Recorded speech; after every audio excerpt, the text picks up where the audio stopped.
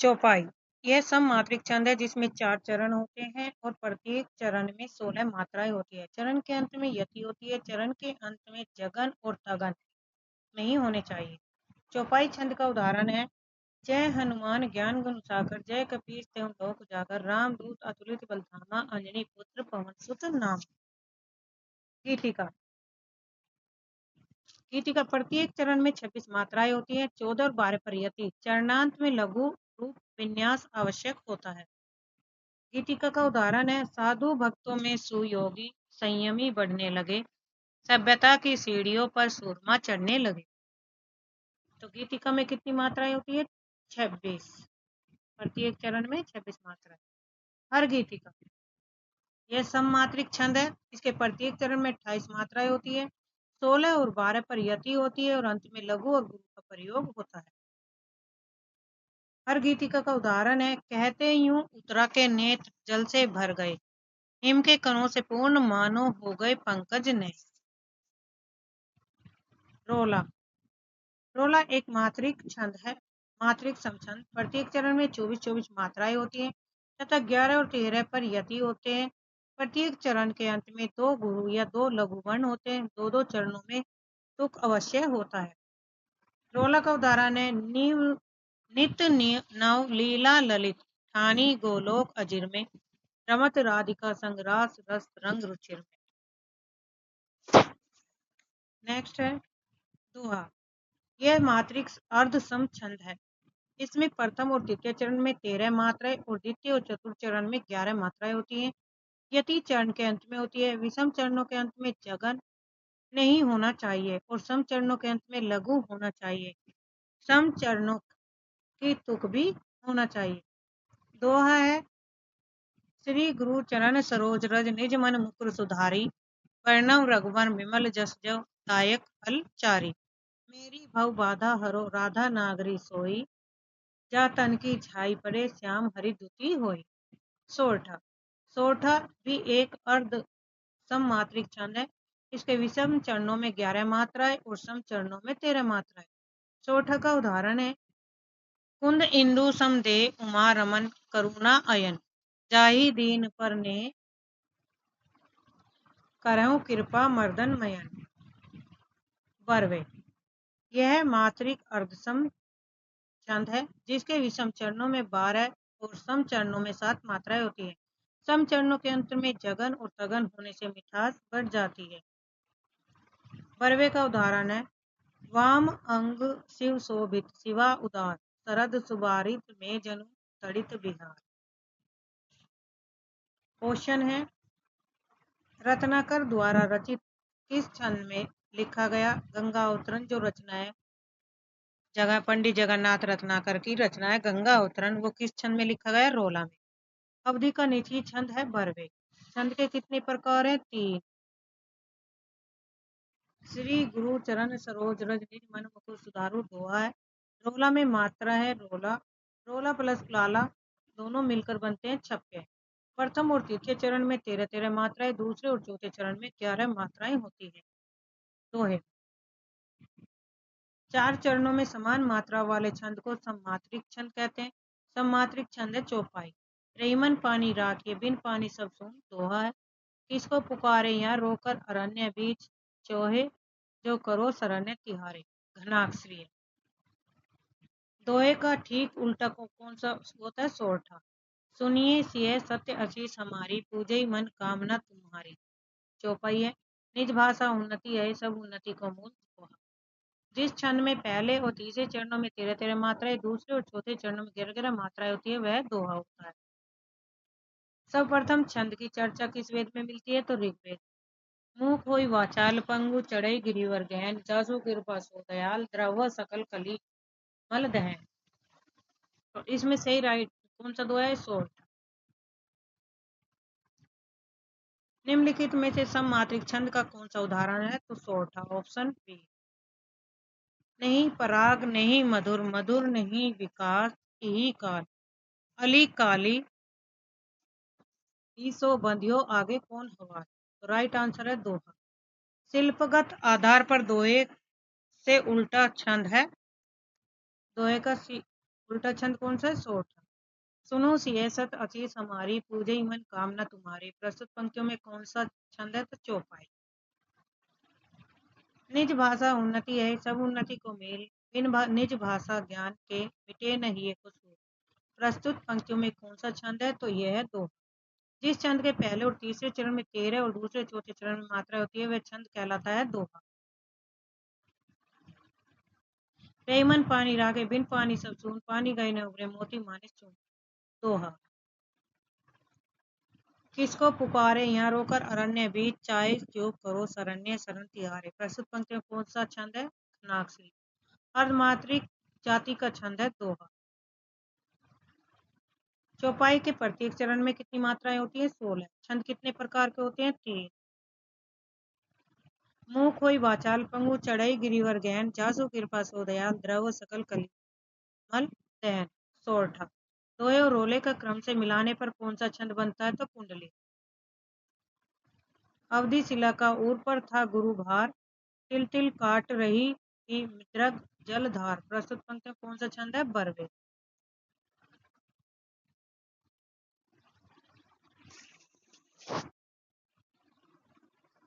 हम जो कुछ देख रहे हैं सुंदर है सत्य नहीं, यह दृश्य जगत भाषित है बिन कर्म सिवत नहीं है। उपयुक्त काव्य पंक्तियों में कौन सा छंद है? 14 मात्राओं की गति से 28 मात्राओं वाला मात्रिक छंद है।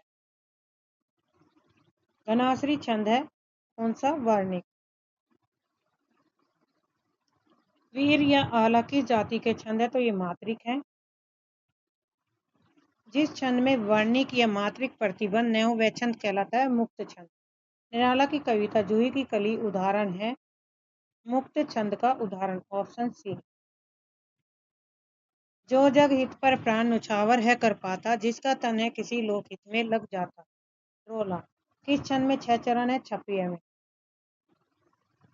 अर्धसम मात्रिक जाति का छंद है दोहा। चौपाई के प्रत्येक चरण में 16 मात्रा है। दोहा और रोले का क्रम उनसे मिलाने पर कौन सा छंद बनता है? कुंडली।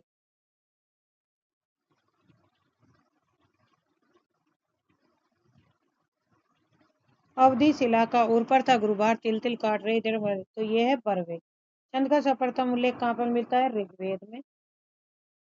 कोई भी छंद किससे विभक्त रहता है? चरणों में, यति में, दोनों में ही। तो राइट आंसर होगा दोनों में, चरणों में भी और यति में। छंद पढ़ते समय आने वाले विराम को क्या कहते हैं? यति। निम्नलिखित में से कौन सा छंद का प्रकार नहीं है? तो राइट आंसर है दृष्टांत। Option A. कुंडलीय छंद किन दो छंदों से मिलकर बना है? दोहा और रोला से। छंद शास्त्र के प्रणेता आचार्य माने जाते हैं पिंगल। अपभ्रंश काव्य का सुप्रसिद्ध छंद है कड़वा। मात्रा की दृष्टि से दोहा का ठीक विपरीत होता है सोठ। वह सम मात्रिक छंद जिसके प्रत्येक चरण में 24 मात्राएं हों तथा प्रत्येक चरण में 11 और 13 मात्रा पर यति होती है। कौन सा छंद कहलाता है? रोला। जिस छंद के प्रथम और तृतीय चरण में 12 मात्राएं और द्वितीय और चतुर्थ चरण में 7 मात्राएं होती है, साथ ही सम चरणों में अंत में जगन होता है, वह छंद कहता है बरवे। अवधि का निजी छंद है बरवे। चौपाई के प्रत्येक चरण में 16 मात्राएं। हम जो कुछ देख रहे हैं सुंदर है सत्य नहीं, यह दृश्य जगत भाषित है बिना कर्म सिवत नहीं।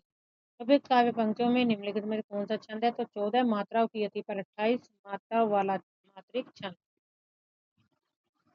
निम्न में से कौन वार्णिक छंद है? तो ये सभी वार्णिक छंद है।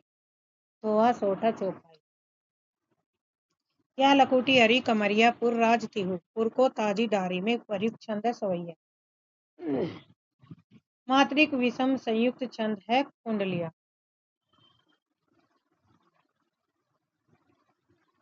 सरसी छंद में होते हैं 27 मात्राएं, 16 11 पर यति, अंत में गुरु और लघु। अनुष्टुप छंद क्या है? एक छंद है। घनाक्षरी छंद क्या? वार्णिक। छपे में होते हैं 4 चरण रोला के और अंतिम 2 चरण उलाला के। रामचरितमानस नामक महाकाव्य की रचना शैली है दोहा, चौपाई, शैली। वर्ण तथा मात्रा के संयोग से होने वाली रचना को छंद कहते हैं, जैसे दोहा, सोठर, चौपाई। छंद किसे कहते हैं? वर्ण तथा मात्रा के संयोग से होने वाले वाक्य रचना को छंद कहते हैं। छंद कितने प्रकार के? 3 प्रकार के। वार्णिक छंद, मात्रिक तथा मुक्त। छंद मुख्यतः 3 प्रकार के होते हैं, वार्णिक, मात्रिक और मुक्त। दोहा, सोरठा, चौपाई। दोहा, सोरठा, चौपाई सम मात्रिक छंद है। विषम मात्रिक छंद बर्वे, गीतिका, रामायण। महत्वपूर्ण प्रश्न यहाँ से पूछे गए। मात्रा की संख्या किसे कहते हैं? तो ये थे संबंधित आदिकाल। हिंदी साहित्य का इतिहास, वन लाइनर तथ्य रिवीजन करेंगे। आदिकाल 1000 से 1350 ईस्वी का समय काल। हिंदी साहित्य का प्रथम चरण ही आदिकाल के नाम से पुकारा जाता है। भारतीय इतिहास की दृष्टि से जिस समय भारत में सम्राट हर्षवर्धन के साम्राज्य का पतन हो रहा था, उसी समय हिंदी साहित्य का उद्भव हुआ। अपने प्रारंभिक काल में अपभ्रंश और हिंदी भाषा का सम्मिलित प्रयोग किया जाता है। इस अपभ्रंश मिश्रित हिंदी को अलग अलग विद्वानों के द्वारा अलग अलग नामों से पुकारा गया, जैसे है भोला शंकर व्यास ने अवहट नामकरण किया, आचार्य रामचंद्र शुक्ल ने प्राक्तभास, चंद्र शर्मा गुलेरी ने पुरानी हिंदी, विद्यापति ने देसिल बयाना, डॉक्टर नगेन ने विकसित अपभ्रंश।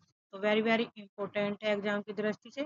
डॉक्टर भोला शंकर व्यास ने अवहट भाषा का नामकरण किया, आचार्य रामचंद्र शुक्ल ने प्राक्तभास हिंदी, चंद्र शर्मा ने पुरानी हिंदी, विद्यापति ने देसिल बयाना और डॉक्टर नगेन ने विकसित अपभ्रंश। आचार्य हजारी प्रसाद द्विवेदी ने हिंदी के आदिकाल को अत्यधिक विरोधों और व्याघातों का युग कहकर पुकारा है। इंपोर्टेंट है।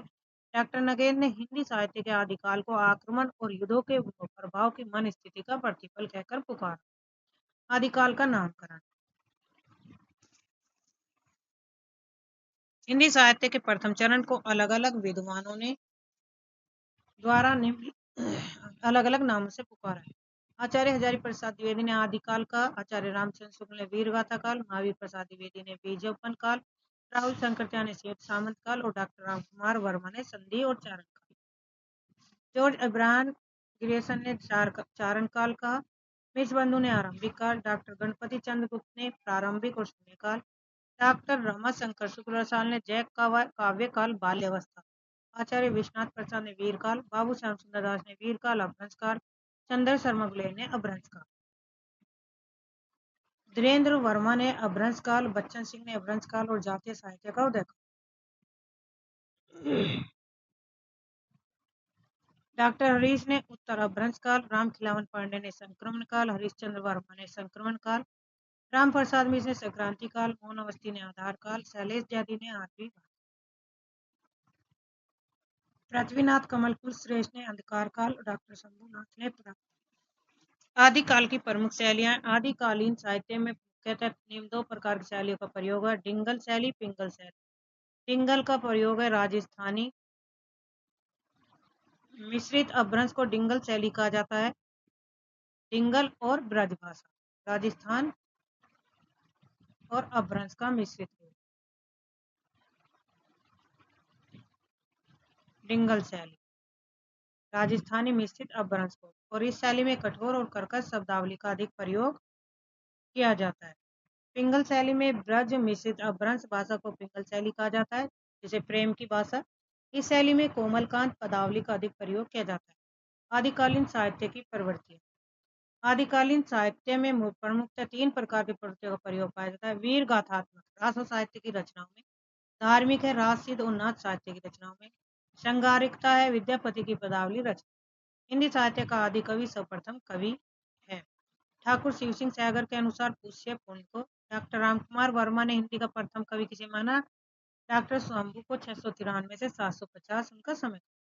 आचार्य हजारी प्रसाद द्विवेदी ने अब्दुल रहमान को 13वीं शताब्दी के। डॉक्टर गणपति चंद्र गुप्त ने साली बसूरी 1784। चंद्र शर्मा गुलेरी के अनुसार राजा मुंज 993 ईस्वी। आचार्य रामचंद्र शुक्ल के अनुसार राजा मुंज प्रथम कवि, चंद्रवरदाई प्रथम महाकवि। डॉक्टर बच्चन सिंह के अनुसार विद्यापति। राहुल शंकरत्याय के अनुसार सरहप्पा को हिंदी साहित्य प्रथम कवि माना है। सर्व मान्यता के अनुसार सरहप्पावाद है। मिश्रबंधु के अनुसार प्रथम कवि चंद्रवरदाई। भगीरथ मिश्र के अनुसार गोरखनाथ 10वीं से 11वीं शताब्दी। हिंदी साहित्य की सर्वप्रथम रचनाएं। रचना का है सर्वप्रथम श्रावकाचार्य देवसेन द्वारा लिखी गई, लेखक है देवसेन। समय है प्रकाशन वर्ष 983। इस रचना में कुल 250 दोहे प्राप्त होते हैं, जिसमें श्रावक जैन धर्म के सिद्धांतों का वर्णन किया गया है। आदिकालीन साहित्य का विभाजन। आदिकाल में लिखे गए समस्त हिंदी साहित्य को निम्नानुसार 4 श्रेणियों में विभाजित किया। नंबर 1 रासो साहित्य, चारण साहित्य। नंबर 2 रस साहित्य, जैन साहित्य, सिद्ध साहित्य, बौद्ध साहित्य, नाथ साहित्य। आचार्य रामचंद्र शुक्ल ने इनमें से केवल रासो साहित्य को ही आदिकालीन साहित्य के रूप में स्वीकार किया। शेष 3 साहित्य को उन्हें सांप्रदायिक शिक्षा मात्र कहकर पुकारा।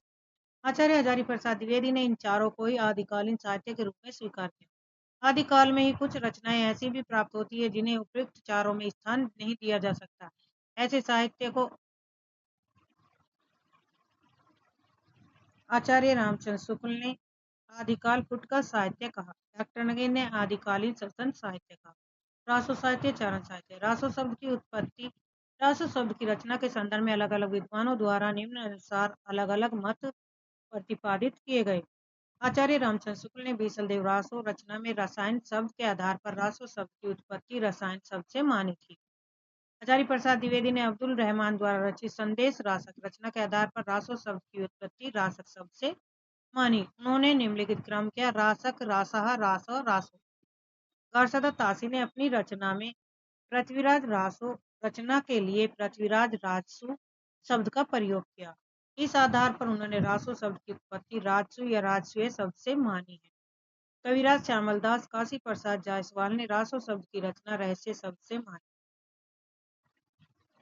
पंडित हरप्रसाद शास्त्री और श्री विद्वेश्वर प्रसाद पाठक ने इस शब्द की उत्पत्ति राजयस्य शब्द से मानी। डॉक्टर दशरथ शर्मा और नागरी प्रचारणी सभा काशी ने रासो शब्द की उत्पत्ति राज शब्द से मानी। सर्वमान्य मत आचार्य हजारी प्रसाद द्विवेदी का मत सर्वाधिक मान्य। रासो साहित्य की प्रमुख विशेषताएं हैं। यह साहित्य चारण कवियों द्वारा अपने आश्रयदाताओं की अतिशयोक्ति की पूर्ण प्रशंसा में लिखा गया। इस साहित्य की रचनाओं में तत्कालीन सामंती जीवन की संपूर्ण झलक देखने को मिलती है। इस साहित्य की रचनाओं में ऐतिहासिक और कल्पना का सुंदर समन्वय किया गया। रासो चरित काव्य कथा काव्य की परंपरा को दर्शाता है। इन रचनाओं में युद्धों और प्रेम कथाओं का अधिक वर्णन किया गया है। छंदों की विविधता पाई गई है।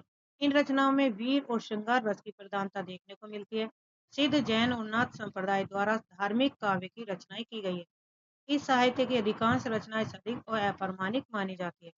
इस साहित्य चारण कवियों की संकुचित राष्ट्रीयता का प्रतीक भी माना जाता है।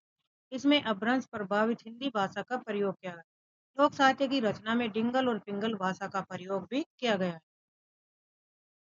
रासो साहित्य की प्रमुख रचनाएं: पृथ्वीराज रासो की है चंद्रवदाई, बिसल दाव की नरपति नाल, परमाल रासो की जगनिक, हुमायूं रासो के दलपत विजय, हमीर रासो के सारंगधर, विजयपाल रासो का नरसिंह भाट, बुद्धि रासो का जलन चंद्रवदय।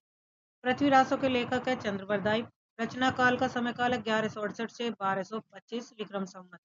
काव्य रूप में श्रव्य पद प्रबाधात्मक महाकाव्य है। नोट: आचार्य रामचंद्र शुक्ल ने पृथ्वीराज रासो को हिंदी का सर्वप्रथम महाकाव्य और चंद्रवरदाई को हिंदी का सर्वप्रथम महाकवि माना है। रामकुमार वर्मा ने इसकी शैली पिंगल मानी है, जबकि अन्य इसे डिंगल मानते हैं। कुल छंद और पद का इसमें कितने हैं?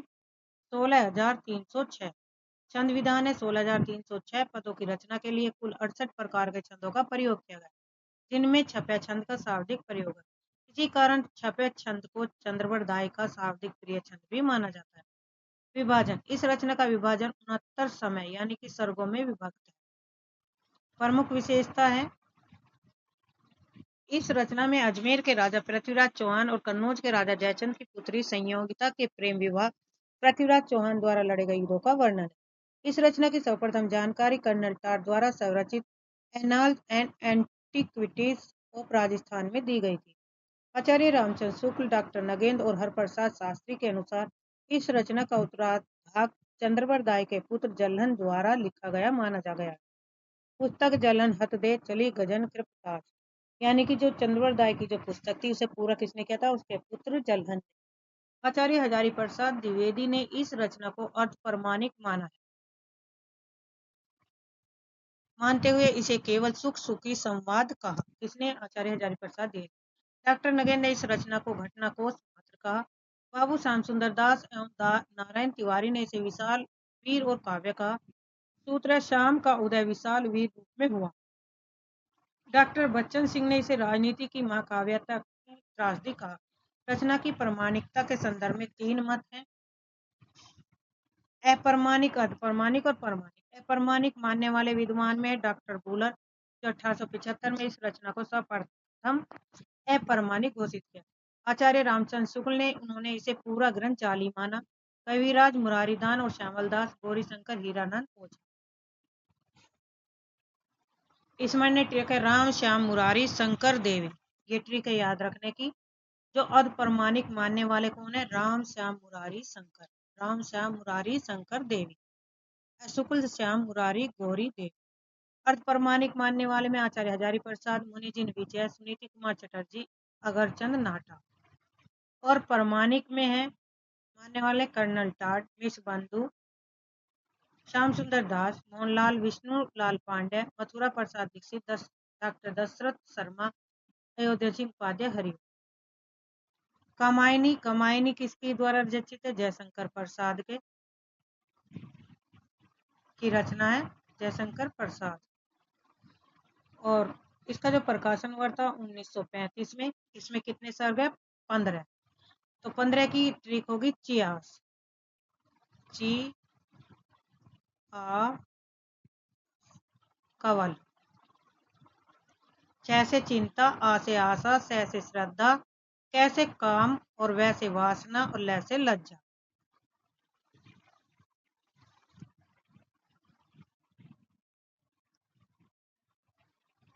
कवल कैड़ा, कैड़ा। तो कैसे कर्म और ई से ईड़ा, ईर्षा और ईड़ा। स्वप्न, संघर्ष, निर्वेद, दर्शन, रहस्य, आनंद। तो यहाँ पे हो जाएगी दर्रा। स्वप्न, संघर्ष, निर्वेद हम ऐसे याद रख लेंगे 10 11। स्वप्न, संघर्ष, निर्वेद। स्वप्न, संघर्ष, निर्वेद तीनों साथ हैं। और दर्रा, द से दर्शन, रह से रहस्य और आ से आनंद। तो इस ट्रिक से इनका 15 तो याद रख। बिना चिंता के आशा ने श्रद्धा से किया काम, वासना को आई लज्जा, कर्म को हुई ईर्ष्या, ईड़ा को आया स्वप्न। ये भी ट्रिक है यहाँ पे। आप इस ट्रिक से भी इनको याद रख सकते हैं।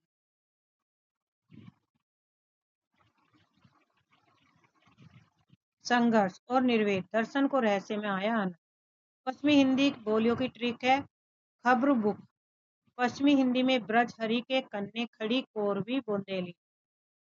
ब्रज भाषा है हरियाणवी है, कन्नौजी है, खड़ी बोली और बुंदेली। पूर्वी की ट्रिक है पूर्वी छत्तीस वध कर बघेली अवध। तो इससे है अवधि, बघेली और छत्तीसगढ़ी।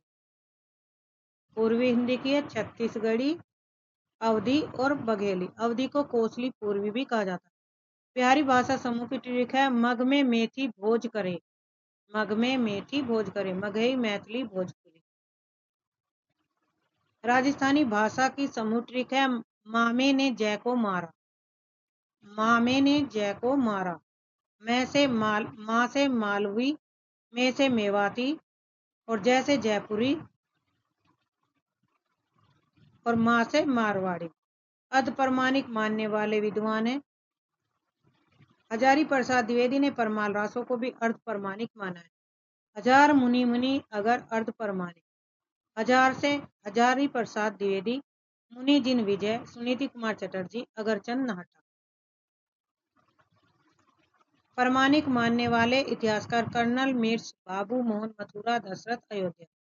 कर्नल टाट, मिस बंधु, बाबू श्यामसुंदर दास, मोहनलाल, विष्णु पांडे, मथुरा प्रसाद दीक्षित और डॉक्टर दशरथ शर्मा, अयोध्या सिंह उपाध्याय, हरित। पृथ्वीराज रासो की रचना हस्तलिखित प्रतिलिपियां। पृथ्वीराज रासो की निम्नलिखित 4 हस्तलिखित प्रतिलिपियां प्राप्त होती है। वृद्ध संस्करण में 69 समय है और 16,306 पद या छंद है। इस संस्करण का प्रकाशन सर्वप्रथम नागरी प्रचारणी सभा काशी 1585 ईस्वी में करवाया गया। यह संस्करण वर्तमान में उदयपुर संग्रहालय में सुरक्षित रखा है। प्रमुख घटना इसमें कैमास वध की।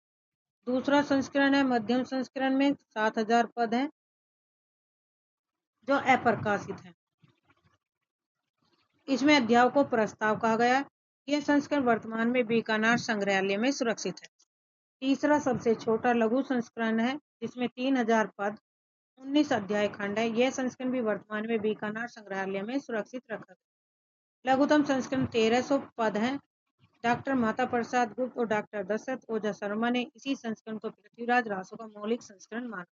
बीसलदेव रासो सर्वप्रथम 12 मासा का वर्णन मोतीलाल मनेरिया के अनुसार। समय 16वीं शताब्दी, 128 पद।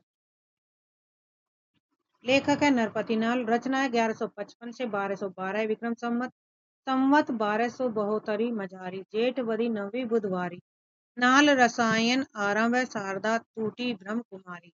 भाषा पश्चिमी और राजस्थानी है। प्रमुख विशेषताएं हैं इसकी। श्रृंगार रस प्रधान इस रचना में कुल 128 पद पढ़ने को मिलते हैं। इस रचना में शाकुंभरी अजमेर के राजा बीसलदेव तृतीय, विग्रह राज चतुर्थ एवं मालवा का राजा भोज पुत्री राजमती के विवाह, वियोग और पुनः मिलन की कथा का वर्णन। इस रचना का विभाजन 4 खंडों में किया गया। प्रथम खंड है बीसलदेव तृतीय और राजमती के विवाह का वर्णन। द्वितीय खंड में रानी के किसी व्यंग से रूठकर राजा बीसलदेव का उड़ीसा चले जाना और 12 महीनों तक वहीं पर रहने का वर्णन। तृतीय खंड में है रानी राजमती के 12 मासा वियोग का वर्णन और चतुर्थ खंड में है राजा बीसलदेव के पुनः अजमेर लौटने और रानी राजमती के पुनर्मिलन का वर्णन। यह कथा कार्तिक मास से शुरू होती है। अन्य महत्वपूर्ण तथ्य हैं। हिंदी साहित्य में 12 मासा का वर्णन की परंपरा का आरंभ इसी रचना में से हुआ माना जाता है। लगभग 100 पृष्ठों की इस लघु रचना में सर्वत्र वर्तमान कालिक क्रियाओं का ही प्रयोग किया गया। इस रचना में साहित्यिक भाषा का प्रयोग नहीं करके राजस्थानी, ब्रज और मध्य देश की भाषाओं का सम्मिलित प्रयोग किया गया। परमाल रासो इसके लेखक है जगनिक। आश्रयदाता थे ये कालिंजर के चंदेल वसी राजा परमारदी देव के। रचना काल का समय 1173 से 1230 विक्रम संवत। राष्ट्रीय भावना का अभाव और संकीर्ण राष्ट्र था। प्रमुख विशेषताएं हैं। यह रचना अपनी गेयता गाने योग्य होने के लिए अधिक प्रसिद्ध हुई। उत्तर प्रदेश, उत्तराखंड के बैसवाड़ा, महोबा, बुंदेलखंड आदि क्षेत्रों में इस रचना के पद आज भी लोकगीतों के रूप में गाए जाते हैं। सभी क्षेत्रों में इस रचना को आला या आला खंड के नाम से पुकारा जाता है। इस रचना में आला और उदल नामक 2 वीर सामंतों की युद्ध वीरता का वर्णन किया गया। यह रचना बुंदेली भाषा की है, बनाफरी बोली में लिखी गई।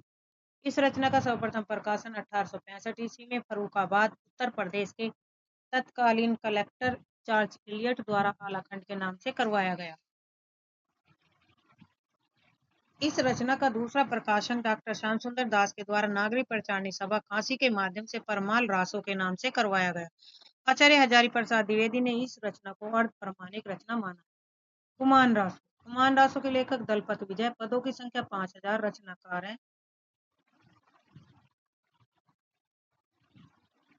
आचार्य रामचंद्र शुक्ल के अनुसार 9वीं शताब्दी, डॉक्टर मोती मनेरिया के अनुसार 17वीं शताब्दी। प्रमुख विशेषता है। वीर रस प्रधान इस रचना में राजस्थानी भाषा का प्रयोग किया गया। इसमें लगभग 5000 पद शामिल किए गए। इस रचना में बगदाद के खलीफा अल मामू और चित्तौड़ के रावल कुमान के मध्य हुए 24 युद्धों का वर्णन किया गया। इसमें बप्पर रावल के राज सिंह तक का वर्णन किया गया। हमीर रासो के लेखक है सारंगधर। रचना काल 1357 से 1414 विक्रम संवत। प्रमुख विशेषता है। यह रचना वर्तमान में अपने मूल रूप में उपलब्ध नहीं है। इस रचना के कुल पद प्राकृत पैंगलम में संकलित किए गए। प्राकृत पैंगलम इस ग्रंथ में सारंगधर, विद्याधर, बब्बर, जज्जल नामक 4 कवियों द्वारा रचित पदों का संकलन किया गया। इसके संकलनकर्ता लक्ष्मीधर माने जाते हैं। इस रचना में लिखित हमीर शब्द को आचार्य हजारी प्रसाद द्विवेदी ने हमीर शब्द का ही अपभ्रंश रूप माना। आचार्य रामचंद्र शुक्ल के अनुसार इसी रचना से अपभ्रंश भाषा के काव्यों की समाप्ति मानी जाती है। आचार्य रामचंद्र शुक्ल के अनुसार अपभ्रंश भाषा की अंतिम रचना हमीर रासो। विजयपाल रासो। लेखक है विजयपाल के नल सिंह। रचना काल है 16वीं शताब्दी से मिस बंधु के अनुसार 1298। विशेषता इस रचना में मूलतः अपभ्रंश भाषा का ही प्रयोग किया गया, जिसके कारण अधिकतर इतिहासकार इसे हिंदी साहित्य में स्थान नहीं देते। इस रचना में विजयगढ़ करौली राज्य के राजा विजयपाल और बंगाल के राजा के मध्य हुए युद्धों का वर्णन किया गया। वर्तमान में इस रचना के मात्र 42 पद ही उपलब्ध है। रासो साहित्य, जैन साहित्य, अपभ्रंश साहित्य भाषा। 12वीं और 13वीं शताब्दी में पश्चिमोत्तर भारत में जैन कवियों द्वारा अपने धर्म के सिद्धांतों के प्रचार प्रसार हेतु हिंदी भाषा में रचित साहित्य को राज साहित्य कहा गया। राज साहित्य की प्रमुख विशेषता यह साहित्य जैन कवियों द्वारा लिखा गया। इस साहित्य का प्रमुख उद्देश्य जैन धर्म के सिद्धांतों का प्रचार प्रसार करना, धार्मिक तत्वों का निरूपण करना। इस साहित्य में केवल जैन धर्म से संबंधित व्यक्तियों को ही चरित्र नायक बनाया गया, जिसमें प्रकृति का मादक चित्रण भी किया गया। इस साहित्य की रचनाओं का मूल स्रोत उपजीव ग्रंथ जैन पुराण को माना गया। इस साहित्य की रचनाओं के अंत में रास, आचार, फागु, चरित्र आदि शब्दों का प्रयोग किया गया। रास साहित्य की प्रमुख रचना है भरतेश्वर बाहुबली रास, जिसके रचनाकाल है सारीभद्र सूरी। विशेष तथ्य इसका प्रकाशन है 1184 ईस्वी में रचित यह खंड काव्य, जिसमें कुल 205 पद लिखे गए। इस रचना में शांत, वीर और श्रृंगार तीनों रसों का प्रयोग है। मुनि जिन विजय के अनुसार यह रास साहित्य परंपरा की सर्वप्रथम रचना मानी जाती है। डॉक्टर गणपति चंद्र गुप्त के अनुसार सालीभद्र सूरी हिंदी के सर्वप्रथम कवि। इस रचना में दो भाइयों अयोध्या के राजा भरतेश्वर और तक्षशिला के राजा बाहुबली की वीरता का वर्णन किया गया है। पंच पांडव चरित्र रास, इसके रचनाकाल है सारीभद्र सूरी। विशेष तथ्य ये रास साहित्य परंपरा की सर्वप्रथम ऐतिहासिक रचना मानी जाती है। इस रचना में महाभारत के पांडवों की कथाओं का अहिंसा पर आधारित दर्शाया गया है। इसमें राजस्थानी मिश्रित अपभ्रंश भाषा का प्रयोग। बुद्धिरास, बुद्धिरास के रचनाकार भी सारीभद्र सूरी। यह रचना जैन धर्म के बौद्धिक और नैतिक मूल्यों पर आधारित। इसमें विवेक, नीति और बुद्धिमत्ता से जुड़ी शिक्षाओं को प्रस्तुत किया गया। यह रचना धार्मिक उपदेशात्मक शैली में लिखी गई। इसमें जैन धर्म के सिद्धांतों का गहन विवेचन किया गया। चंदनबाला रास, इसके रचनाकार आसू हैं। कवि आसू ने यह रचना लगभग 1200 ईस्वी जालोर में रहकर रची। इस रचना में लगभग 35 पद होते हैं, जिसमें चंपानगरी के राजा दधिवाहन की पुत्री चंदनबाला की कहानी का वर्णन है। जीवदया रास, रचनाकार कवि आसू। विशेष तथ्य हैं यह रचना जैन धर्म के महत्वपूर्ण सिद्धांत अहिंसा और जीव दया, सभी जीव पर दया पर आधारित। इसमें जीवों की रक्षा, करुणा, अहिंसा के महत्व को विशेष रूप से दर्शाया गया। यह रचना प्रदर्शनात्मक शैली में लिखी गई और जैन धर्म के दया भाव से जुड़े आदर्शों का प्रचार करती है।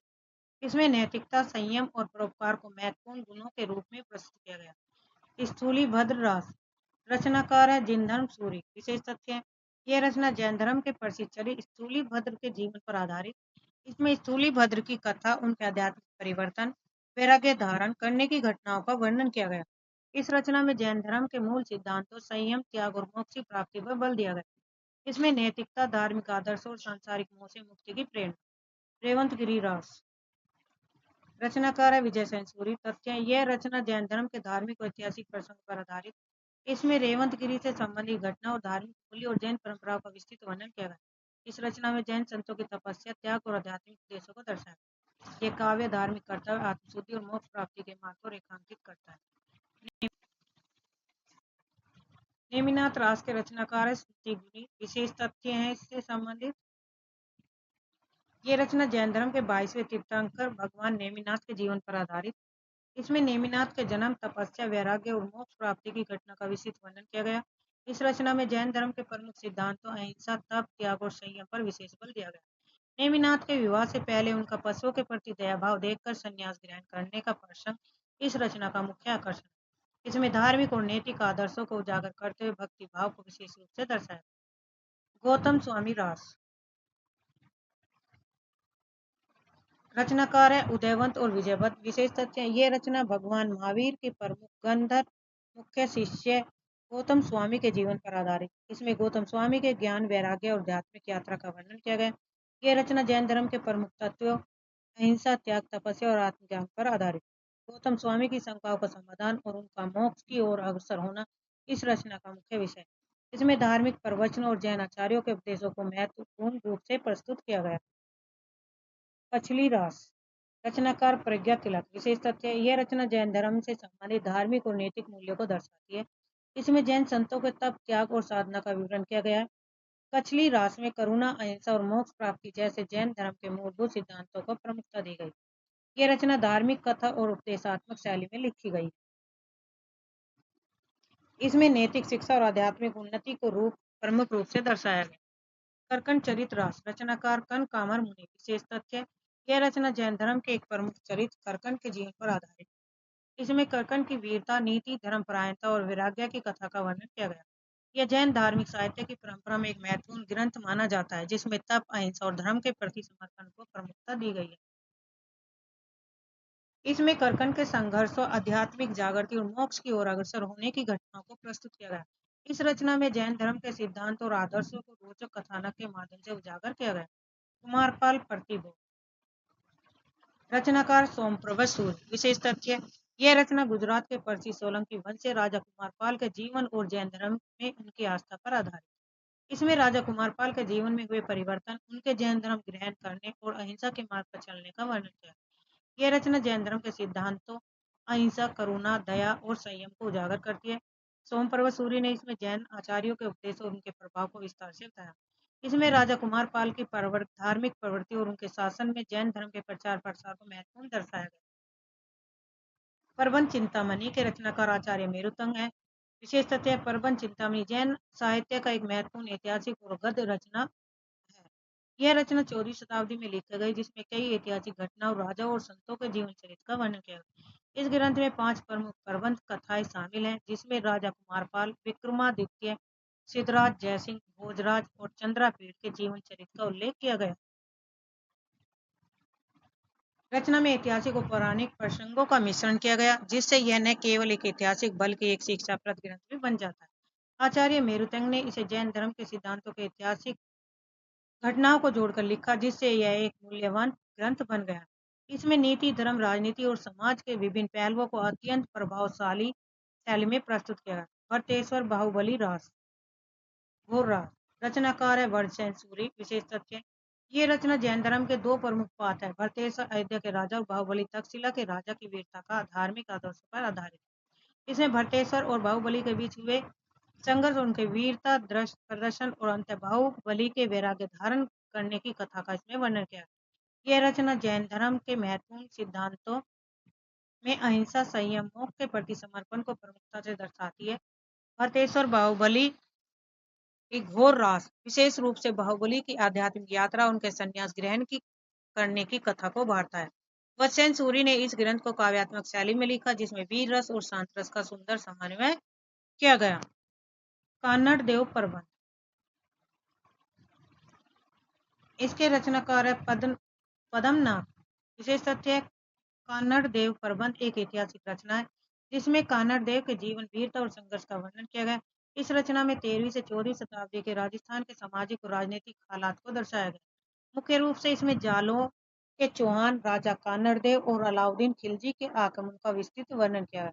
रचना में अलाउद्दीन खिलजी के जालोर आक्रमण और कान्नड़ देव की बहादुरी को काव्यात्मक शैली में प्रस्तुत किया गया। इसमें वीर रस की प्रधानता और उसे राजस्थानी भाषा की श्रेष्ठ ऐतिहासिक रचनाओं में से एक माना जाता है। पद्मनाभ ने इस रचना में ऐतिहासिक तथ्यों के साथ कल्पना का भी समावेश किया, जिससे यह न केवल इतिहास बल्कि साहित्य की दृष्टि से भी महत्वपूर्ण बन गया।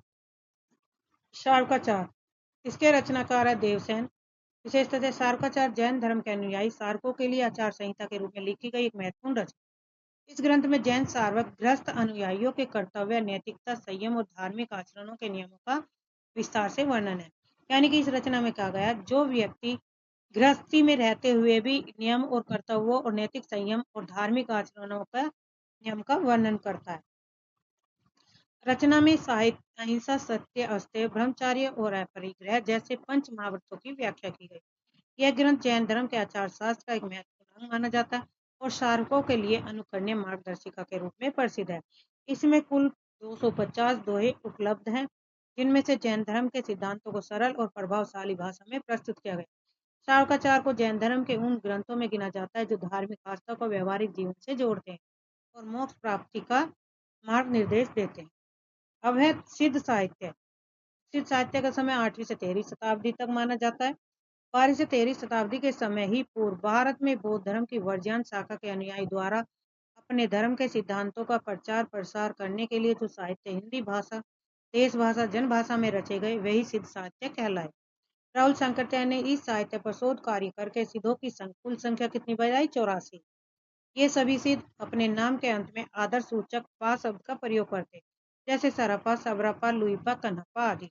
पंडित हरप्रसाद शास्त्री ने भी इस साहित्य पर शोध कार्य करके इनकी रचनाओं का संकलन बंगला भाषा में बौद्ध गान और दोहा के नाम से प्रकाशित किया। वेरी वेरी इंपोर्टेंट है। आचार्य हजारी प्रसाद द्विवेदी ने सिद्ध साहित्य की प्रशंसा करते हुए लिखा, जो जनता तत्कालीन नरेशों की स्वेच्छाचारिता, पराजय एवं पतन से त्रस्त होकर निराशावाद के गर्त में गिरी हुई थी, उस समय सिद्धों की वाणी ने उनके लिए संजीवनी बूटी का कार्य किया।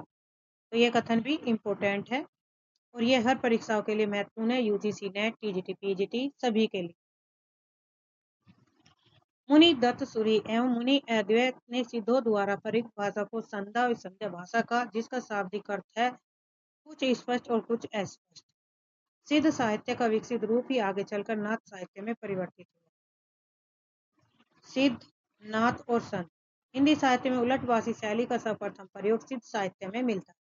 तो उलटवासी शैली का सर्वप्रथम प्रयोग किसमें मिलता है? सिद्ध साहित्य। बिहार के नालंदा और तक्षशिला विश्वविद्यालय सिद्धों के प्रमुख केंद्र माने जाते हैं। तो सिद्धों के प्रमुख केंद्र कौन कौन से थे? नालंदा और तक्षशिला। यहीं से निकलकर भोट, तिब्बत और बर्मा देश में इस साहित्य का प्रचार प्रसार हुआ। सिद्ध साहित्य की प्रमुख विशेषता। गेय पदों की शुरुआत हुई। इस साहित्य में तंत्र साधना पर बल दिया गया। इसमें शिव और शक्ति के युगल रूप की उपासना की गई। जाति व्यवस्था, वर्ण व्यवस्था का विरोध किया गया। ब्राह्मण धर्म और वैदिक धर्म के सिद्धांतों का खंडन किया गया। सिद्धों में पंचम मकार 5 कृतियों का भी उल्लेख था, जैसे मांस, मछली, मदिरा, मुद्रा और मैथुन। इस साहित्य को मुख्यतः 3 श्रेणियों में विभाजित किया गया। नीति आचार संबंधी साहित्य, शांत और श्रृंगार रस, उपदेशपरक साहित्य और साधन संबंधी और रहस्यवादी। सिद्ध साहित्य की प्रमुख रचनाएं और उनकी रचना। सरप्पा की रचना है दोहा कोश। सरप्पा को सरहपाद, सरोजवज और राहुल भद्र अन्य नाम से भी जाना जाता है। सबरप्पा की है चर्यापद, महाबुध वज गीति, वर्ज योनि साधना। लुइपा की है लुइपाद गीतिका। डोबिप्पा की है डोबिका गीतिका, योगचार्य, अक्षर दिकोपदेश। कनापा की रचना है कनापा गीतिका, चर्य विनिश्चय। भुसुकप्पा की है बोधि च्य वितार। कुकृपा की है चर्यापद, योग भावना उपदेश। आर्य देवपा का है कावेरी गीतिका। कौन्नपा की है चर्या गीतिका। कमलपा की है असंबंध सग दृष्टि। अब है नाथ साहित्य। नाथ साहित्य का समय 12वीं से 13वीं शताब्दी के में भगवान शिव के अनुयायी नाथ संप्रदाय द्वारा जो साहित्य हिंदी भाषा में रचा गया वही नाथ साहित्य कहलाया। नाथ साहित्य को सिद्ध साहित्य का ही विकसित रूप माना जाता है। डॉक्टर रामकुमार वर्मा ने नाथ साहित्य की समयावधि 12वीं से 14वीं शताब्दी निर्धारित की। इसके अनुसार डॉक्टर रामकुमार वर्मा, आचार्य हजारी प्रसाद द्विवेदी ने नाथ संप्रदाय को सिद्धमत, सिद्धमार्ग, योगमार्ग, अवधूत मत आदि नामों से पुकारा। इंपोर्टेंट है। नाथ साहित्य के 9 प्रमुख नाथों का सही क्रम है।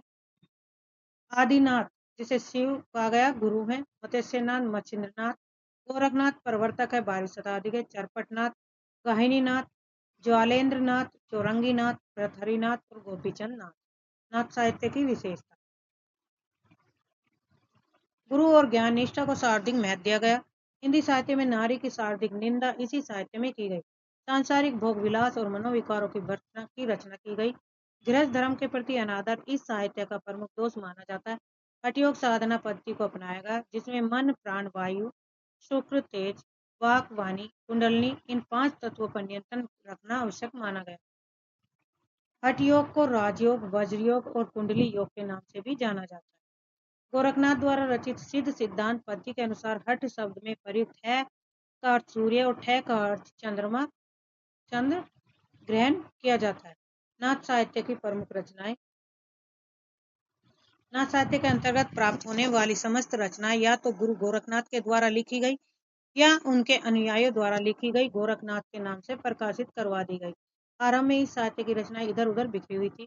हिंदी साहित्य में डीलिट की उपाधि प्राप्त करने वाले सर्वप्रथम विद्वान श्री पीताम्बर दत्त बर्तवाल ने इन रचनाओं को संकलित करके हिंदी साहित्य सम्मेलन प्रयाग के माध्यम से गोरख वाणी के नाम से प्रकाशित करवाया। श्री बर्तवाल ने नाथ साहित्य की 40 रचनाओं का उल्लेख किया, जिनमें से 14 रचनाओं को मान्यता प्रदान की। इनमें से 13 रचनाओं का उन्होंने प्रकाशन करवाया। मान्य 14 रचनाएं हैं जो इस प्रकार हैं।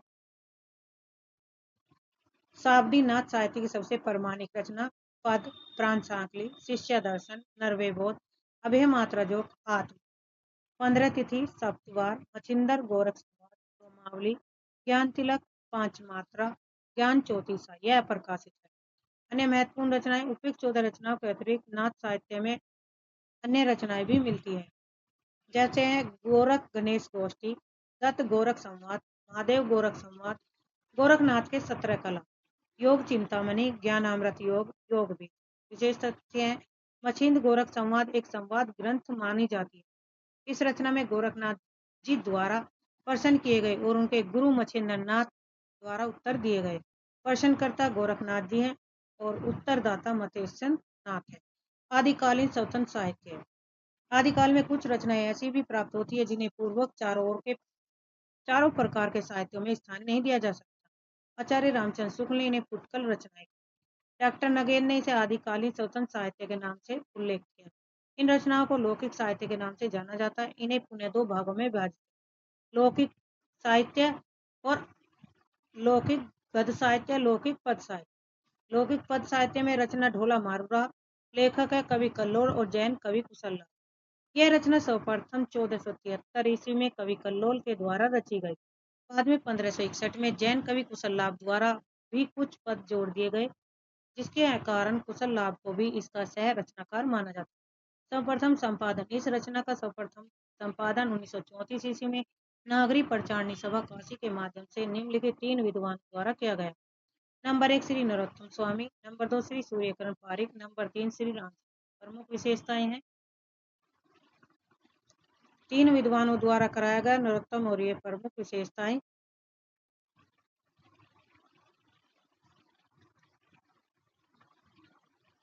वियोग श्रृंगार रस प्रधान। इस रचना में जयपुर के कछवा वंश के राजकुमार ढोलो, बीकानेर के पिंगल राजा और उनकी पुत्री राजकुमारी मारवानी या मालवा की राजकुमारी मालवानी की त्रिकोणीय प्रेम कथा का वर्णन। इस रचना का मूल रूप श्रृंगार रस से युक्त दोहों में प्राप्त है। बीकानेर क्षेत्र में आज भी यह रचना निम्नलिखित शब्दों में प्रशंसा प्राप्त करती है। सोठियो बे दुहो भलो, मरवन री बात, जोबन छाई धन भली, तारा छाई रात। कवि विद्यापति का समय काल है 1350 से 1460। इनकी प्रमुख रचनाएं कीर्तिलता 1380, कीर्ति पताका 1403, पदावली 1403 और कीर्तिलता अभ्रंश मिश्रित हिंदी में है, कीर्ति पताका अभ्रंश मिश्रित में है, पदावली मैथिली भाषा में रचित है। विशेष तथ्य कीर्तिलता और कीर्ति पताका में अवट भाषा, पदावली में मैथिली भाषा का प्रयोग है। अवट भाषा है अभ्रंश मिश्रित हिंदी। मैथिली भाषा में सरस काव्य रचना करने के कारण इन्हें मैथिल कोकिल कहा गया। इन्होंने पदावली रचना जयदेव द्वारा रचित गीत गोविंद की शैली में लिखी गई, इसलिए इन्हें अभिनव जयदेव भी कहा जाता है। हिंदी साहित्य में कुल 16 उपाधियां प्राप्त हुई। कीर्तिलता में तिरहुत प्रदेश के राजा कीर्ति सिंह की वीरता और उदारता का वर्णन किया गया। कीर्तिलता में जौनपुर प्रदेश का भी वर्णन है। आचार्य हजारी प्रसाद द्विवेदी ने कीर्तिलता को मृगंगी संवाद भी कहा। कीर्ति पताका में राजा शिव सिंह की वीरता के उदारता का उल्लेख। पदावली में राधा और कृष्ण की कथा वर्णित है। विद्यापति को हिंदी साहित्य में कृष्ण को काव्य का विषय बनाने वाले सर्वप्रथम कवि माना जाता है। ये शैव मतानुयायी भी माने जाते हैं। इन्होंने भगवान शिव की भक्ति में पद रचे थे, जिन्हें नचारी कहा जाता है और प्राय नृत्य के साथ गाया जाता है। जयचंद प्रकाश। जयचंद प्रकाश की रचना है कार भट्ट केदार, रचनाकार 1168। जयमयंक जस चौधरी का रचनाकार है मधुकर कवि, प्रकाशन है 1186। विशेष तथ्य है इन दोनों रचनाओं में कन्नौज के राजा जयचंद की प्रशंसा की गई। ये दोनों रचनाएं वर्तमान में उपलब्ध नहीं। इनका उल्लेख दयालदास सिंधियायत द्वारा रचित राठौरारी ख्यात में मिलता है। वसंत विलास। वसंत विलास कैसी रचना है? ये अज्ञात रचना है, इसके कवि के बारे में कोई जानकारी प्राप्त नहीं। तो आज के लिए इतना ही। धन्यवाद। चैनल को सब्सक्राइब करिए, लाइक करिए, शेयर करिए ताकि आपको समय पर नोटिफिकेशन मिलती रहे। हेलो दोस्तों, नमस्ते। आप सभी का चैनल में स्वागत है। आज हम करेंगे प्रमुख कवियों का जीवन परिचय संक्षेप में, उनका जन्म, की मृत्यु और उनकी रचनाओं से संबंधित। कुछ टॉपिक है व्याकरण के, उससे संबंधित वन लाइनर। स्टार्ट करते हैं। उत्तर रामचरित संस्कृत के महान कवि और नाटककार है। महाकवि भवभूति की प्रसिद्ध रचना है। उत्तर रामचरितम किसकी रचना है? भवभूति की। यह 8वीं शताब्दी के दौरान रचित 7 अंकों में का एक नाटक है, जो भगवान राम के राज्याभिषेक के बाद के जीवन, विशेषकर सीता त्याग और उनके पुनर्मिलन की कहानी का इसमें वर्णन करता है। उत्तर रामचरितम के बारे में मुख्य तथ्य हैं। महाकवि भवभूति कन्नौज के राजा यशोवर्मन के दरबारी कवि थे। भाषा संस्कृति मुख्य विषय राम के जीवन का उत्तरार्ध और सीता त्याग से पुनर्मिलन तक। अन्य रचनाएं हैं भवभूति की, ने महावीर चरितम और मालती माधव भी लिखी। विशेषता इसे करुण रस प्रधान सर्वश्रेष्ठ नाटक माना जाता है। इसे उत्तराम चरितम। दूसरे कवि है महर्षि रामायण। वाल्मीकि रामायण की रचना महर्षि वाल्मीकि ने की। उन्हें आदि कवि कहा जाता है। उन्होंने संस्कृत में इस महान महाकाव्य की रचना की। इसमें भगवान राम के जीवन का वर्णन और इसे मुख्य रूप से 7 कांडों में विभाजित किया गया। मेन चीज है परीक्षा की दृष्टि से। रामायण के मुख्य तथ्य हैं, रचयिता है महर्षि वाल्मीकि। भाषा किस कौन सी भाषा में लिखी है? संस्कृत में। सरल इस वाल्मीकि रामायण में 7 कांड है। सबसे पहले बालकांड, अयोध्याकांड, अरण्यकांड, किष्किंधाकांड, सुंदरकांड, लंका, उत्तरकांड और कुल 7 कांड। कितने श्लोक है रामायण में? तो ये है 24,000 श्लोक। हिंदी में अनुवाद किसने किया था? तुलसीदास जी ने रामचरितमानस के नाम से इसे हिंदी में लिखा था। संस्कृत में महर्षि वाल्मीकि ने और हिंदी में रामचरित मानस को तुलसीदास ने। रामायण राम के काल में लिखी गई थी, इसलिए इसे प्रामाणिक माना जाता है। भावार्थ रामायण के लेखक हैं संत एकनाथ, संत शिरोमणि एकनाथ। उन्होंने 16वीं शताब्दी में इस प्रसिद्ध ग्रंथ की रचना मराठी भाषा में की, जो वाल्मीकि रामायण पर आधारित है। भावार्थ रामायण के बारे में प्रमुख बातें हैं। लेखक है संत एकनाथ महाराज। भाषा इसकी मराठी है और 16वीं शताब्दी की ये रचना है। इसे महाराष्ट्र में वही स्थान प्राप्त है जो उत्तर भारत में तुलसीदास की रामचरितमानस। विशेषतः ये ग्रंथ वाल्मीकि रामायण के भावों को मराठी में समझाने के लिए लिखा गया था। गोस्वामी तुलसीदास का जन्म संवत 1589 और ईस्वी में 1532 ईस्वी में उत्तर प्रदेश के बांदा जिले के राजापुर गांव में माना जाता है। कुछ विद्वान इनका जन्म स्थान सोरो कासगंज भी मानते हैं। वे प्रसिद्ध राम भक्त कवि थे और उनका बचपन का नाम राम बोला था। तुलसीदास के जन्म से जुड़े प्रमुख तथ्य हैं। जन्म तिथि अधिकांश विद्वानों के अनुसार 1532 ईस्वी विक्रम संवत 1589। स्थान है राजापुर, जिला बांदा, उत्तर प्रदेश। माता पिता माता हुलसी और पिता आत्माराम दूत। बचपन का नाम तुलसी का राम बोला है। मृत्यु संवत 1680 और ईस्वी में 1623 काशी में हुई। उनकी रचनाओं में रामचरितमानस सबसे प्रमुख है। रुक्मणी मंगल मुख्य रूप से भक्ति काल के कवि नंददास द्वारा रचित रचना है, जो कृष्ण और रुक्मणी के विवाह की कथा का वर्णन करती है। वे अष्टाप के प्रमुख कवियों में से एक माने जाते हैं। इसके अतिरिक्त बेली कृष्ण रुक्मणी नामक प्रसिद्ध रचना राठौर पृथ्वीराज का द्वारा रचित है। मूल रचनाएं नंददास, रास, पंचादाई, भंवर गीत आदि रचता है। विषय है श्री कृष्ण और रुक्मणी का विवाह। नोट है डिंगल भाषा में रचित बेली कृष्ण रुक्मणी री को अवसर रुक्मणी मंगल के नाम से भ्रमित किया जाता है, जिसके रचयिता राठौर पृथ्वीराज हैं। अंगद बैज अंगद बैज हिंदी के भक्तिकालीन कवि ईश्वर दास की रचना है, जो 1444 ईस्वी में लिखी गई। ये राम भक्ति काव्य का एक महत्वपूर्ण ग्रंथ है, जिसमें रावण की सभा में अंगद द्वारा पैर जमाकर चुनौती देने का वर्णन किया गया है। रचनाकार है ईश्वरदास। रचना का नाम अंगद बैज। रचना काल का समय 1444। अन्य रचनाएं हैं ईश्वरदास ने भरत मिलाप 1444 भी लिखी। यह रचना अंगद का पाव श्रीलाल सुख से अलग है, जो एक आधुनिक व्यंग संग्रह है। वाल्मीकि रामायण रामायण का मूल रूप से महर्षि वाल्मीकि द्वारा संस्कृत भाषा में रचित। इसका हिंदी में कोई एक रूपांतरण नहीं, बल्कि कई विद्वानों ने इसका हिंदी में अनुवाद किया, जिसमें गोस्वामी तुलसीदास द्वारा रचित अवधी भाषा सबसे लोकप्रिय रूपांतरण काव्य। मुख्य विवरण मूल रचयिता महर्षि वाल्मीकि, जिन्हें आदि कवि कहा जाता है। किस भाषा में लिखा? संस्कृत। कितने श्लोक है? 24,000। लोकप्रिय हिंदी रूपांतरण है गोस्वामी तुलसी द्वारा रचित रामचरितमानस। अन्य रूपांतरण कई अन्य विद्वानों ने भी रामायण वाल्मीकि रामायण का हिंदी में पद और गद्य अनुवाद किया।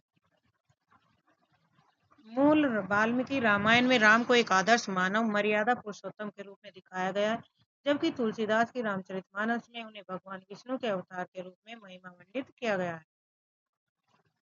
हृदय राम कवि है। ये 17वीं सदी के भक्ति काल के कवि और उल्लेखनीय है। इनकी रचना भाषा हनुमान नाटक 1623 ईस्वी के लेखक, जो कवित और सवैया छंदों में लिखा गया। पंजाब के एक राम भक्त और कृष्ण दास के पुत्र, उनका काम अपनी परिपक्व नाट्य संवाद शैली, संवाद प्रधान और राम भक्ति साहित्य में योगदान के लिए जाना जाता है। हृदय राम कवि के प्रमुख पहलू हैं। प्रसिद्ध कृति है उनकी भाषा हनुमान नाटक 1623 ईस्वी में। साहित्यिक शैली हिंदवी के अनुसार उन्होंने कवित और सवैया छंद छंदबद्ध रूप का प्रयोग किया, जिसमें नाट्य संवाद प्रधान कथाओं पर ध्यान केंद्रित किया गया। अन्य रचनाएं हिंदवी के अनुसार सुदामा चरित्र, रुक्मणी मंगल भी उन्हीं की रचनाएं मानी जाती है। किसकी? ईश्वरदास की।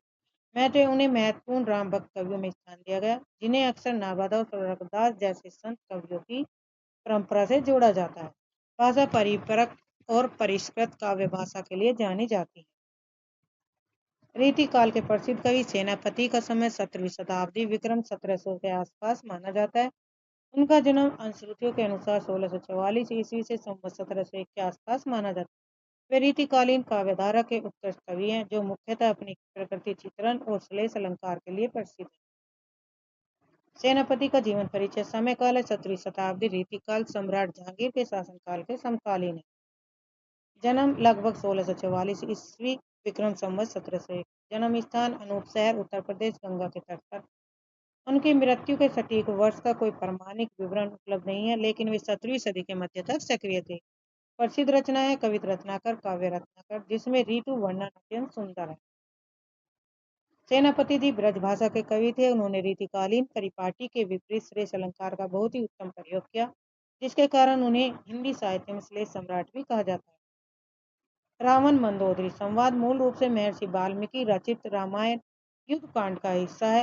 हालांकि लोकप्रिय हिंदी संवाद और सांस्कृतिक प्रसंग मुख्य रूप से गोस्वामी तुलसीदास द्वारा रचित रामचरितमानस के लंका कांड से प्रभावित, जिसमें मंदोदरी रावण को सीता को लौटाने और राम की शरण में जाने के लिए समझाती है।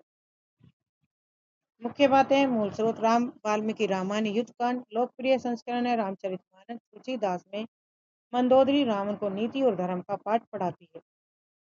संदर्भ। लंका युद्ध से पहले मंदोदरी रावण को अपनी हट छोड़कर श्री राम से बैर त्यागने की सलाह देती है। अन्य संदर्भ। कई लोक नाटकों और अन्य रामायण संस्करणों में भी यह संवाद प्रचलित है। यह प्रसंग नारी के विवेक, पति भक्ति और नीति परायणता को दर्शाता है।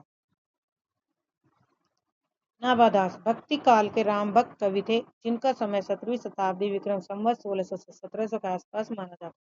उनका जन्म संभवतः 8 अप्रैल 1537 भद्राचलम हुआ और मृत्यु लगभग संवत 1719 से 1662 ईस्वी के आसपास हुई। व्याघ्रदास जी के शिष्य थे और प्रसिद्ध ग्रंथ भक्तमाल के रचयिता। नाभादास का जीवन परिचय। 17वीं शताब्दी विक्रम संवत 1600 से 1700 का मध्य उत्तरार्ध। उनके जन्म में किंवदंती के अनुसार उनका जन्म 8 अप्रैल 1537 को गोदावरी नदी के तट पर भद्राचलम, वर्तमान तेलंगाना में हुआ। वे बचपन में ही अनाथ हो गए थे।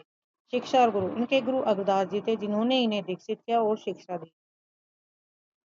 मृत्यु। नाभादास जी की मृत्यु संवत 1719 1662 ईस्वी में हुई। प्रमुख रचना है नाभादास जी की भक्तमाल नामक ग्रंथ के लिए प्रसिद्ध है, जिसमें भक्तों का वर्णन है। भक्तकालीन कवि और अकबर के नवरत्नों में से एक अब्दुल रहीम खान खाना। रहीम दास का जन्म 17 दिसंबर 1556 को लाहौर, जो कि अब पाकिस्तान में, हुआ था। वे बैरम खां के पुत्र थे। रहीम की मृत्यु लगभग 71 वर्ष की आयु में सन 1626 से 1627 के आसपास हुई थी। उन्हें दिल्ली में उनके द्वारा निर्मित मकबरे के पास दफनाया गया था। रहीमदास का जीवन परिचय। अब्दुल रहीम खान खाना पूरा नाम। जन्म तिथि 17 दिसंबर 1556। जन्म स्थान लाहौर और वर्तमान पाकिस्तान में है। पिता बैरम खां अकबर के संरक्षक थे। माता सुल्ताना बेगम। मृत्यु उनकी 1626 से 1727। काव्यकाल भक्तिकाल। प्रमुख रचनाएं रहीम सतसई, श्रृंगार सतसई और पंचाधाई मदनाष्टक। कृपा निवास रसिक रामोपासना के प्रमुख आचार्य थे। जन्म है। कृपा निवास का जन्म 1750 के आसपास दक्षिण भारत में हुआ था। इनके पिता का नाम सीता निवास और माता का नाम गुणशीला था। मृत्यु। कृपा निवास का देहावसान मृत्यु चित्रकूट में स्फटिक शिला के पास हुई थी।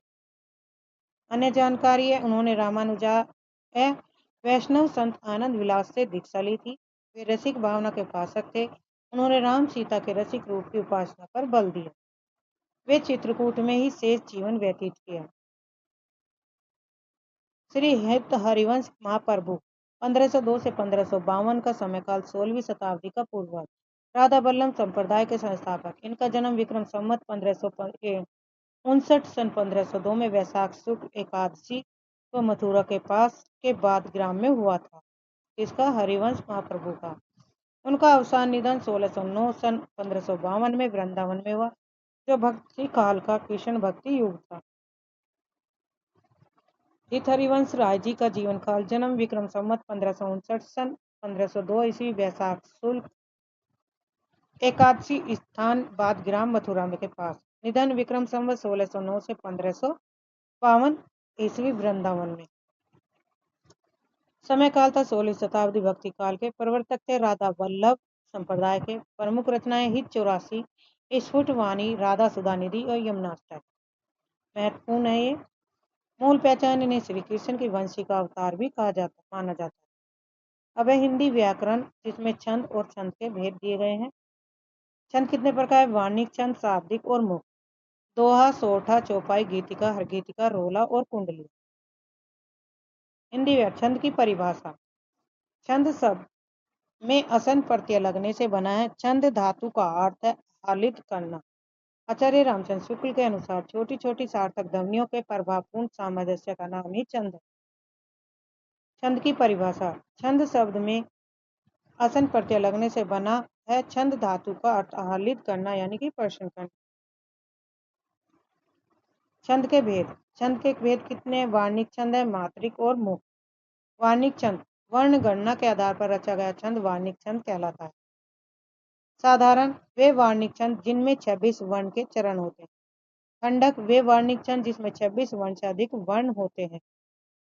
वार्णिक छंद वे होते हैं जिसमें 26 वर्ण के चरण होते हैं।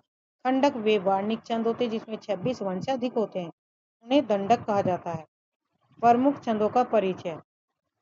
दोहा, सोठा, चौपाई, मात्राएं सम। मात्रिक छंद, विषम मात्रिक छंद, भरवे, गीतिका, रामायण। महत्वपूर्ण जिसे पूछे गए प्रश्न। मात्राओं की संख्या किसे कहते हैं? चौपाई यह सम मात्रिक छंद है जिसमें 4 चरण होते हैं। प्रत्येक चरण में 16 मात्राएं होती है। चरण के अंत में यति होती है। चरण के अंत में जगन और तगन नहीं होने चाहिए। चौपाई छंद का उदाहरण है जय हनुमान ज्ञान गुण सागर, जय कपीस तिहु लोक जागर, रामदूत अतुलित बलधामा, अंजनी पुत्र पवन सुत नाम।